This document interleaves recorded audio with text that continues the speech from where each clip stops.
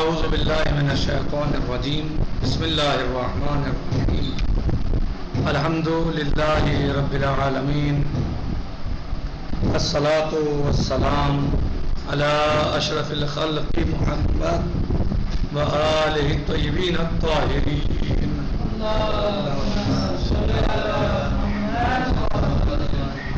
وعجل فرجہم۔ سورہ مبارکہ حجرات میں ہماری بحث اور گفتگو اب تک اس سورہ مبارکہ کی 8 آیات کے بارے میں ہوئی ہے۔ آج ہم آیت نمبر 9 کو شروع کرتے ہیں کہ جس میں مولا عز و جل اس طرح ارشاد فرماتا ہے، بسم اللہ الرحمن الرحیم، وَإِن طَائِفَتَانِ مِنَ الْمُؤْمِنِينَ اقْتَتَلُوا فَأَصْلِحُوا بَيْنَهُمَا فَإِن بَغَتْ إِحْدَاهُمَا عَلَى الْأُخْرَى فَقَاتِلُوا الَّتِي تَبْغِي حَتَّى تَفِيءَ إِلَى أَمْرِ اللَّهِ فَإِن فَاءَتْ فَأَصْلِحُوا بَيْنَهُمَا بِالْعَدْلِ وَأَقْسِطُوا إِنَّ اللَّهَ يُحِبُّ الْمُقْسِطِينَ انما المؤمنون اخوة فاصلحوا بين اخويكم واتقوا الله لعلكم ترحمون۔ یہ مولا عز و جل کا اس سورہ مبارکہ کی آیت نمبر 9 اور 10 میں ارشاد گرامی قدر ہے۔ یعنی مولا عز و جل فرماتا ہے، جس وقت مومنین کے دو گروہ آپس میں نزاع اور جنگ کرے، یعنی آپس میں ان میں تنازع ہو جائے، کوئی جھگڑا ہو جائے، کوئی مشکل پیدا ہو جائے، تو ان کے درمیان صلح کرا دیا کرو۔ یعنی جب اگر آپس میں دو مومن کسی بات پر تنازع کر لیں، کسی بات پر ان کا اختلاف ہو جائے، تو کیا چاہیے کہ ان کو بٹھا کر آپس میں صلح کرا دی جائے، نہ یہ کہ بجائے صلح کے ان میں تھوڑی سی نفرت کی آگ اور بھڑکائی جائے، نفرت کی آگ بھڑکائی جائے اور تھوڑے سے مختصر سے اپنے تھوڑی دیر کے فائدے کے لیے ان دونوں کو بہت بڑے نقصان میں مبتلا کر دیا جائے۔ ایسا نہیں ہونا چاہیے، بلکہ اگر دو مومن آپس میں کسی بات پر اختلاف کر رہے ہیں، تنازع ہو گیا ہے، کوئی جھگڑا ہو گیا ہے، تو انہیں بٹھلا کر چاہیے کہ صلح کرا دی جائے، نہ کہ اپنے مزے کی خاطر ان کو بڑی مشکلات میں دھکیل دیا جائے۔ یہ بات قطعاً قرآن کریم کے خلاف ہے اور اللہ عز و جل کی مرضی اور اس کے حکم کے خلاف ہے، بلکہ اگر جھگڑا ہو جائے تو مومنین میں تو ان کی آپس میں صلح کرا دی جائے۔ اللہ سبحانہ و تعالیٰ فرماتا ہے کہ جس وقت مومنین کے دو گروہ آپس میں نزاع اور جنگ کریں تو ان کے درمیان صلح کرا دیا کرو، اور اگر ان میں سے ایک دوسرے پر تجاوز کرے، اگر ان میں سے ایک دوسرے پر تجاوز کرے تو جس نے تجاوز کیا ہے تو تم بھی اس کے ساتھ جنگ کرو، یعنی تم مظلوم کا ساتھ دو، صحیح کا ساتھ دو، حق کا ساتھ دو، اور جس نے ظلم کیا ہے، جس نے تجاوز کیا ہے، اگر وہ نہیں مانتا تو تمہیں کیا چاہیے؟ تم مظلوم کے ساتھ ہو جاؤ۔ اگر تم مظلوم کے ساتھ ہو جاؤ گے مثلاً، تو ظاہر ہے اس کی طاقت کمزور پڑ جائے گی ظالم کی۔ اگر تم مظلوم کے ساتھ ہو گئے تو ظالم کی طاقت کمزور پڑ جائے گی، تو جب طاقت کمزور ہوگی تو کتنا چلے گا؟ چلتا تو وہ یوں ہے زیادہ کہ لوگ ساتھ میں لگ جاتے ہیں، ظالم کا ساتھ دینے لگتے ہیں، برعکس اس کے کہ مظلوم کا ساتھ دیں، ظالم کے ساتھ دینا شروع کر دیتے ہیں، تو اس کی حوصلہ افزائی ہوتی ہے، اس کی ہمت بڑھتی ہے، اس کو حوصلہ ملتا ہے، صحیح۔ لیکن اگر یہی کام بجائے ظالم کے مظلوم کے ساتھ ہو جائے کہ مظلوم کے ساتھ رہیں تو اس کو سبق ملے، ظالم کو اس کو درس ملے، کتنا چلے گا؟ کیا پورے سماج سے بڑا ہو جاتا ہے اس آدمی؟ نہیں۔ اگر سماج چاہے تو اسے سیدھا کر سکتا ہے، سماج چاہے تو اسے جو ہے اس کے اوقات دکھا سکتا ہے، لیکن چونکہ اگر سماج ہی خراب ہو جائے تو بجائے مظلوم کے ظالم کے ساتھ لگ جائے تو پھر کیا کیا جائے گا؟ پھر تو ظالم وہ دن پر دن بڑھتا چلا جائے گا۔ نتیجے میں وہ کتنا بڑا ظالم ہو جائے، کہاں تک پہنچ جائے، کیا کر دے، کچھ پتا نہیں ہے، کیونکہ کوئی انسان ظالم پیدا نہیں ہوتا، پیدا ہوتا ہے انسان وہ ظالم تھوڑے ہوتا ہے. جیسے ہم گزشتہ درس میں بیان کر چکے، انسان جو ہے وہ فطرت اسلام میں پیدا ہوتا ہے، امن و امان، سلامتی، صحیح اس پر پیدا ہوتا ہے، اسلام کی فطرت میں پیدا ہوتا ہے. لیکن حالات اور تربیت اس کو خراب کر دیتی ہے، چاہے جیسا بنا سکتی ہے، جیسا حالات ہوں گے، جیسا ماحول ہوگا، جیسی تربیت ہوگی ایسا وہ بن جائے گا. تو اگر سماج ظالم کے ظلم کی ابتدا ہی میں مخالفت کر دے اور اس کو آگے نہ بڑھنے دے تو وہ کیسے آگے بڑھے گا؟ لیکن چونکہ اس کے برخلاف ہوتا ہے، ظالم کو بجائے اس کے اوقات بتانے کے اس کی حوصلہ افزائی کی جاتی ہے، اور اتنے مظلوم کے ساتھ لوگ نہیں ہوں گے جتنے ظالم کے ساتھ ہو جائیں گے، تو پھر نتیجہ کیا ہوگا کہ اس کا ظلم بڑھتا چلا جائے گا. اور ظاہر ہے ظالم سے کوئی فائدہ نہیں اٹھا سکتا، ظالم سے کون فائدہ اٹھائے گا؟ ظالم سے کوئی فائدہ نہیں، ظالم سب سے فائدہ اٹھا رہا ہے ظاہری، لیکن ظالم سے کون فائدہ اٹھا ہے؟ صرف کیا وہم ہے ہوتا ہے ایسے لوگوں کو وہم ہوتا ہے کہ ہمیں کوئی فائدہ ہو جائے گا. تو لہٰذا اگر دو گروہ میں آپس میں مومنین میں تنازع ہو جائے تو صلح کرو، اور اگر صلح نہیں وہ ظالم تجاوز کرتا رہے، ایک گروہ دوسرے کو تجاوز کرتا رہے تو آپ مظلوم کے ساتھ ہو تاکہ ظالم کو اپنی کمزوری محسوس ہو تو وہ آخر کار اٹھنے ٹیکنے پر مجبور ہو جائے. اور اگر ان میں سے ایک دوسرے پر تجاوز کرے تو جس نے تجاوز کیا ہے تو تم بھی اس کے ساتھ جنگ کرو، یعنی اس کا مقابلہ کرو، یہاں تک کہ وہ خدا کے حکم کی طرف پلٹ آئے،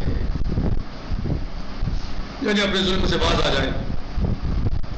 نقصان کسی کا مال دبایا ہے تو واپس لوٹا دے، کسی کو ویسا نقصان پہنچایا ہے تو مثلاً جو ہے اس سے معافی مانگے، جی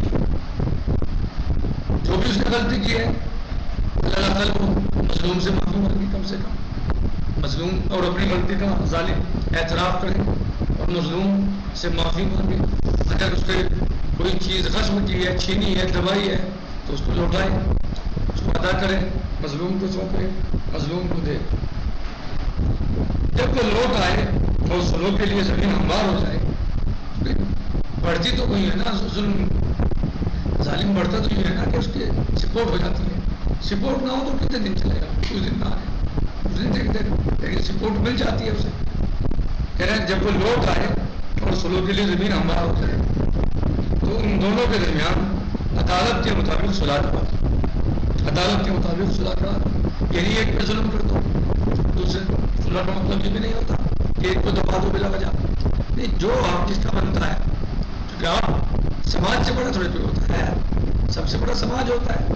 آپ کی بات نہیں مان رہا ہے اگر وہ ظالم کب تک نہیں مانے گا، کب تک نہیں مانے گا. آپ اگر صحیح ہے اور سماج صحیح ہے تو کب تک نہیں مانے گا. ایک دن وہ آئے گا کہ وہ خود کہے گا آپ سے میری سلوک کرا دو، میرا جھگڑا ختم کرا دو، کیونکہ وہ عاجز آ چکا، کوئی اس سے بات نہیں کر رہا، کوئی اس کو منہ نہیں لگا رہا، کوئی اس کو بٹھا نہیں رہا، کوئی اس کا ساتھ نہیں دے رہا، کوئی اس کو اچھا نہیں کہہ رہا. تو ایسے میں کتنا چلے گا، کتنے مہینے چل جائے گا، کتنے دن چل جائے گا، آخر کار سے جھکنا پڑے گا اور سلوک میں مجبور ہو جائے گا. لیکن اگر اس کی ہمت افزائی ہوتی رہی اور لوگ اس کو سپورٹ کرتے رہے تو مظلوم صلح کے لیے کہے گا وہ صلح کو تیار نہیں اور ڈالے تو سپورٹ مل جائے گی اور صلح کے لیے جب گرفتار ہو جائے تو ان دونوں کے درمیان عدالت کے مطابق صلح کرا دو. عدالت سے صلح کرا، صلح کا مطلب ظلم نہیں ہوتا کہ آپ ایک کو دبا دو دوسرے کو بڑھا دو اور پھر ظالم ہی کو مثلاً جو ہے حق زیادہ دے دو جو اس کا حق تھا ہی نہیں، مثلاً یا ظالم ہی کو مثلاً جو بڑا بنا دو صلح میں بھی، تو فائدہ کیا ہوا؟ وہ تو پہلے بھی ہو سکتا تھا، مظلوم نہ اس کے مقابلہ ہے، جو چھین رہا ہے، جو دبا رہا ہے وہ دباتا رہے، پھر کیا پریشانی. لیکن صلح کا مطلب یہ ہے کہ عدالت سے صلح کرو، انصاف کے ساتھ، حق کے ساتھ، اور انصاف سے کام لو کیونکہ خدا انصاف کرنے والوں کو دوست رکھتا ہے، کیونکہ اللہ انصاف کرنے والوں کو دوست رکھتا ہے. صحیح، لہذا سلو کرو اور انصاف سے سلو کرو. آیت نمبر 10 میں اللہ سبحانہ و تعالیٰ ارشاد فرماتا ہے مومنین ایک دوسرے کے بھائی ہیں. انما المؤمنون اخوہ، مومنین آپس میں ایک دوسرے کے بھائی ہیں. لہذا دو بھائیوں کے درمیان صلح کراؤ، یہ کرا دو. اگر ان میں جھگڑا ہو جائے، تنازع ہو جائے، کسی بات پہ اختلاف ہو جائے، ان کے درمیان صلح کرا دو. اور خدا کا تقوی اختیار کرو تاکہ اس کی رحمت میں شامل ہو جائے. اللہ کی رحمت خاص کس کے لیے ہے؟ متقین کے لیے ہے. تقوی اختیار کرو تاکہ اللہ کی رحمت میں شامل ہو.